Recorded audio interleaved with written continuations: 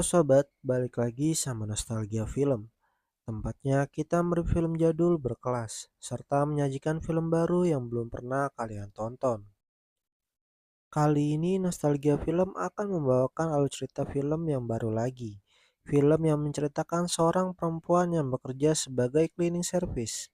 Namun di saat ada serangan teroris dari kelompok aktivis lingkungan ke tempatnya bekerja, dia berhasil menumpas puluhan teroris tersebut, dan di dalam film ini akan diungkap identitas perempuan itu sebenarnya. Nah, jika kamu penasaran bagaimana perjuangan dia mengalahkan para teroris tersebut, dan sebenarnya wanita itu siapa, maka kamu harus saksikan bersama alur cerita film yang akan Nostalgia Film bawakan. Akan tetapi sebelum kita masuk ke alur cerita filmnya, tolong bantu aku untuk klik tombol subscribe channel ini dan bunyikan lonceng notifikasinya sob, agar aku selalu bersemangat membuat kamu bernostalgia. Di awal film kita sudah disajikan sang pemeran utama yang bernama Joey. Dia terlihat terburu-buru untuk berangkat bekerja. Namun tiba-tiba dia mendapat telepon dari panti yang menangani orang autisme. Ternyata di sana saudaranya yang bernama Michael dituduh membocorkan data perihal korupsi serta penggelapan dana yang dilakukan oleh panti ke pers lokal, yang membuat ketua yayasan sangat marah. Dan karena itu Michael akan dikeluarkan dari panti tersebut hari itu juga. Joey mencoba membela saudaranya agar Michael tidak dikeluarkan dari panti, namun hasilnya nihil. Kemudian Sam berganti ke Joey mengajak saudaranya ke tempatnya bekerja. Karena Michael sudah dikeluarkan dari panti, jadi Joey akan mengajak saudaranya tinggal bersamanya untuk sementara waktu.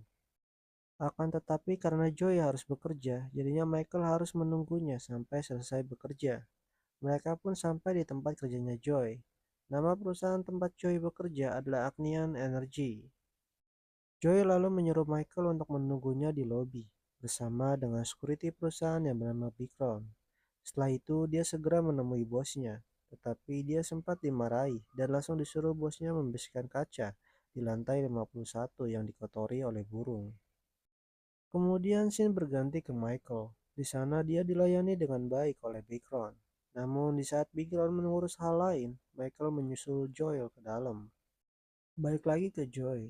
Dia sedang membersihkan kaca bersama rekan kerjanya bernama Noah.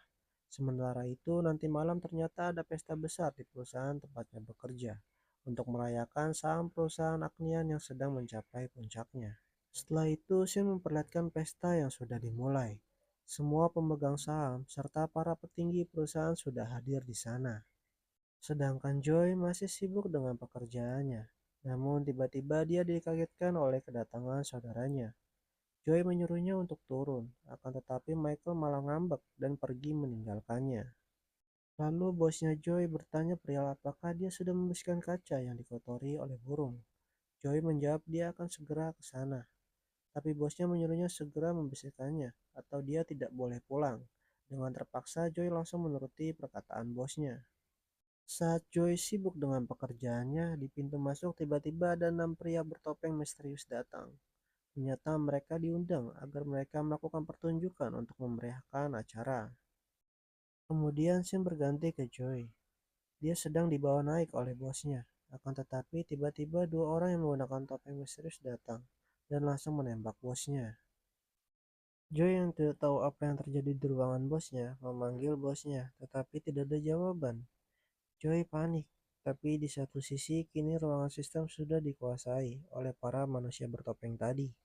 Kemudian Sim berpindah ke pesta. Di tengah CEO Agnian berpidato, salah satu manusia bertopeng memotong pembicaraannya dan langsung menyalakan gas beracun yang membuat orang-orang di dalam gedung keracunan. Akan tetapi setelah itu, para petinggi dan pemegang saham mereka kembali sadarkan, serta mereka kumpulkan. Karena Michael juga ada di dalam gedung, dia berusaha untuk menghindari efek dari gas beracun tersebut. Sedangkan Joy bingung dengan apa yang sudah terjadi di dalam gedung. Di satu sisi, saat efek gas beracun pudar sepenuhnya, para manusia bertopeng misterius itu baru mengungkap identitas mereka yang sebenarnya. Ternyata mereka adalah sekelompok aktivis lingkungan. Bahkan salah satu dari mereka adalah Noah, rekan kerjanya Joy. Joy yang berada di luar gedung sangat kaget ketika melihatnya. Lalu Joy yang telah mengetahui keadaan di dalam gedung sedang tidak baik-baik saja, mencoba berteriak meminta tolong, akan tetapi hasilnya nihil.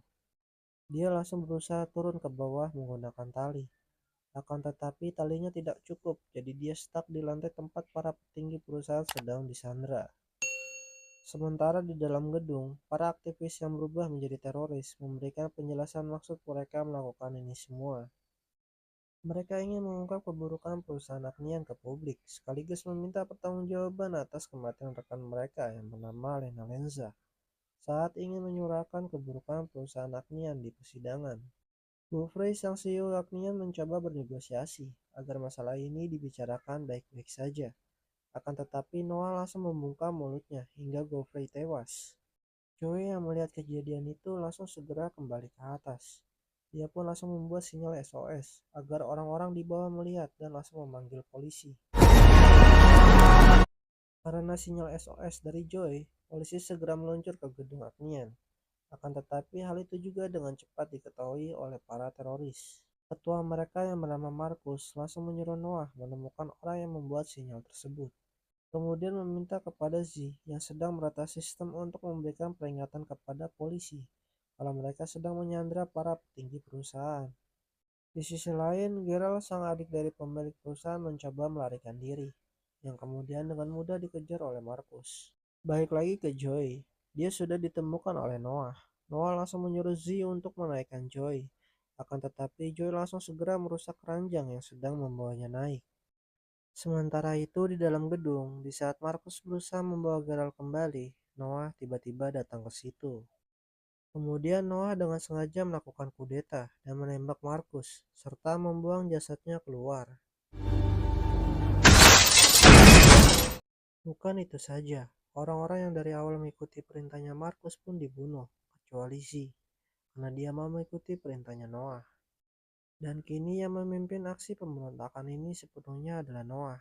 Kemudian Noah beserta anak buahnya membawa Geralt kembali ke lantai tempat para sandera ditahan. Lalu Sim memperlihatkan Joey yang berusaha mengambil senjata milik Markus, karena dia juga harus menyelamatkan saudaranya yang berada di dalam gedung. Namun tiba-tiba Michael muncul. Itu membuat Joey lega. Akan tetapi tiba-tiba Noah datang. Lalu dia mengancam Joey jika tidak mengikuti perintahnya, dia akan menangkap saudaranya yang ada di dalam gedung dan akan melakukan tindakan kejam terhadapnya. Kemudian Noah menyuruh Joy untuk menembak ke arah masyarakat di bawah. Joy pun terpaksa menuruti kemauan Noah.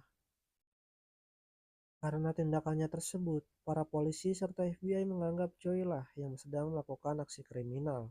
Ditambah lagi Noah menyuruh Z mentransfer sejumlah uang ke rekening Joy. Pihak FBI pun mengungkap identitas Joy. Ternyata dia pernah masuk militer, akan tetapi dikeluarkan karena menyerang satu timnya. Ditambah emosinya yang tidak stabil. Kemudian balik lagi ke Joy. Penembak itu sudah siap untuk menembaknya. Tinggal diberi perintah menembak. Akan tetapi ketua FBI yang bernama Claire Hummel belum memberikan perintah menembak. Karena beliau masih mencari tahu dulu kenapa Joy menyalakan sinyal SOS. Apakah dia korban atau pelaku dari tindakan kejahatan ini. Namun tiba-tiba Joy melakukan gerakan. Ternyata dia mengambil ponsel milik Markus. Lalu dia menelpon Claire dan meminta tolong untuk tidak menembak dirinya karena dia tidak bersalah. Lalu Joy meminta agar para polisi dan FBI segera masuk ke dalam gedung karena di dalam para petinggi perusahaan sedang disandra oleh Noah dan anak buahnya. Agen FBI langsung mencari data tentang Noah. Ternyata Noah bukan hanya aktivis lingkungan, namun lebih parah lagi. Dia adalah anggota anti-humanis. Anti-humanis adalah perkumpulan anggota yang menganggap sesama manusia itu virus yang harus dimusnahkan.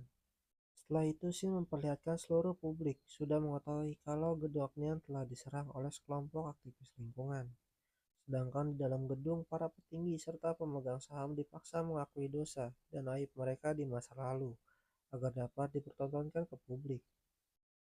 Sementara itu, di sisi lain, Joy berusaha masuk ke dalam gedung dengan cara memecahkan kaca agar dia dapat menyelamatkan saudaranya. Kemudian Claire mencoba menghubungi Noah. Claire meminta kepada Noah melepas Sandra yang tidak bersalah. Namun Noah memberi peringatan kalau sampai ada anggota polisi yang masuk ke dalam gedung, maka Noah siap meledakkan seluruh gedung bersama para Sandra. Karena seluruh gedung sudah dipasangi bom dan saklar bomnya ada di tangannya. Akan tetapi tiba-tiba ada 5 anggota polisi yang sedang bergerak masuk ke dalam gedung karena miskomunikasi. Claire langsung menyuruh mereka mundur, namun tiba-tiba Noah meledakkan mobil yang mereka pakai. Setelah itu berita tewasnya 5 polisi tadi dengan cepat diketahui oleh publik. Sementara itu Joy menelpon Claire untuk meminta izin bergerak masuk ke dalam untuk membuka celah. Claire langsung mendukung rencana Joy, dan dia mengirim bom agar kaca gedung bisa hancur untuk memudahkan Joy masuk ke dalam. Karena Joy sudah mahir memanjat di ketinggian dari dia masih kecil, dia pun berhasil menghindari ledakan ke sisi gedung yang lain. Karena ledakan itu juga, Claire memberitahu Noah kalau Joy sudah mati. Tapi Noah tidak percaya begitu saja dan menyuruh anak buahnya mencari tahu. Balik lagi ke Joy, walaupun kaca gedung sudah terbuka lebar yang disebabkan ledakan tadi, namun Joy memilih masuk lewat kaca yang sudah terkena tembakan oleh salah satu penembak jitu. Dia berusaha memecahkan kaca tersebut, akan tetapi tiba-tiba Michael datang, membantu menghancurkan kacanya dari dalam. Joy begitu senang karena bertemu dengan saudaranya. Setelah itu mereka bergerak cepat ke ruangan kontrol. Namun di perjalanan di saat mereka melihat salah satu sandera yang pingsan, dia menjadi ketakutan. Joy lalu mencoba menenangkannya dan meminta bantuannya untuk meretas file-file Agnian yang akan Noah curi. Michael pun menyetujuinya. Aku salut dengan peran Michael ini. Walaupun dia autisme, namun di balik kekurangannya itu dia juga jenius. Tetapi sayangnya anak buah Noah berusaha mengejar mereka. Namun karena Joy lebih mengetahui seluk-beluk dalam gedung serta dia juga mantan tentara, dia jadi bisa mengalahkan mereka dengan cepat.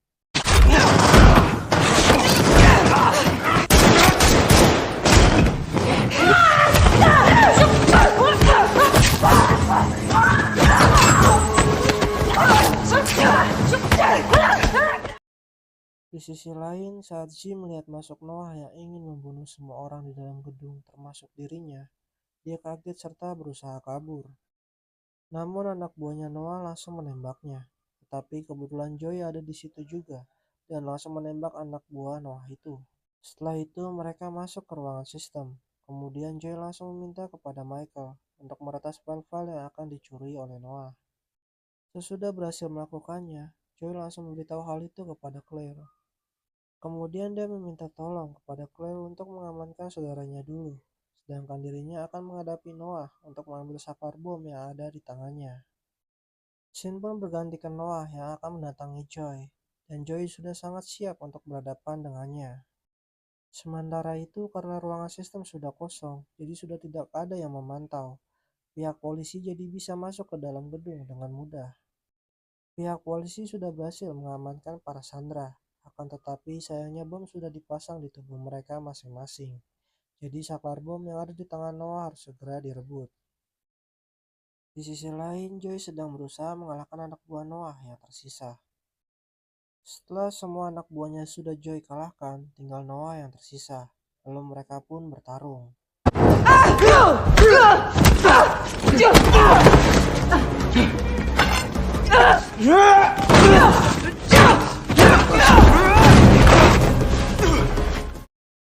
Tapi untungnya Joy berhasil merebut saklar bom dari tangannya Noah dan berhasil membunuhnya. Karena saklar bom sudah didapatkan, para sandera jadi bisa dilepaskan dari bom yang mengikat tubuh mereka. Semua kekacauan ini telah selesai, namun aib serta kebusukan perusahaan Agnian sudah terlanjur tersebar ke publik. Sedangkan Joy dan Michael menikmati liburan mereka. Kemudian film pun selesai. Nah sobat, itu lalu cerita film Cleaner yang telah ditayangkan pada tahun 2025. Dari film ini kita mendapat pelajaran lagi, yaitu kita tidak boleh meremehkan orang lain, walaupun orang itu tidak jauh lebih baik dari kita. Setiap orang memiliki karakternya masing-masing. Setiap orang memiliki kecerdasan, keahlian, dan kemampuan masing-masing. Hormati sesamamu, agar orang lain juga menghormatimu. Oke sobat, terima kasih sudah menonton alur cerita film yang nostalgia film bawakan. Aku meminta maaf jika masih banyak kesalahan saat membawakan alur filmnya. Sampai jumpa di video selanjutnya. Thanks for watching and see you.